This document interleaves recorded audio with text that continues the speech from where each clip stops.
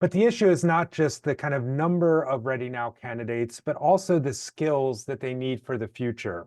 The table on the left shows some recent findings from an annual leadership development benchmarking survey that is done by the Training magazine. And you can kind of see the various leadership skills and competencies that are viewed as high priority today. Those include things like coaching and developing others, strategy development and alignment, as well as change leadership. At the same time, on the right, you see that the DDI report found that many leaders feel like they have not yet had an opportunity to really develop these skills. On the one hand, they clearly recognize the critical importance of these various areas, but a much smaller percentage or proportion of those leaders say that they've had a chance to receive training in these areas. So again, this highlights the fact that not only do we not have kind of strong benches in terms of the Ready Now candidates, but there's a clear need to build the skills that leaders need for the future. These findings, kind of as we take them together, are concerning because of the importance that we know that surrounds leadership development and succession planning.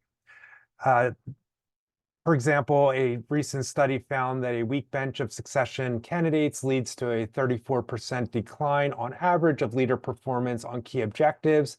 Again, not really surprising given the fact that if we're promoting individuals into these roles before they're really well prepared, they're likely to underperform. However, what we also see is that because of some of these gaps or the perceived underperformance of leaders, senior leadership vacancies are increasingly being filled by external candidates. That's a trend that's been ongoing over the last few decades.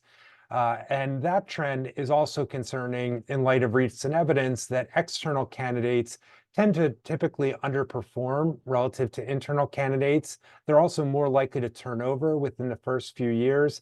And on top of all that, they command higher compensation. I think probably most concerning is this last point that was highlighted in the DDI report that I referenced, which is due to all the change that we've experienced in the last few years, as well as the uncertainty that lies ahead. Fewer and fewer people are willing to take on the additional responsibilities and hours associated with these roles. Essentially, they're opting out of the opportunity to kind of move into these more senior positions.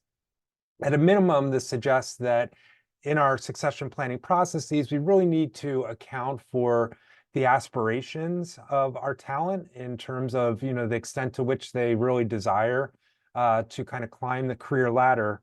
But it also suggests that we need to engage in other practices to help make sure we take advantage of the talent that is available to us.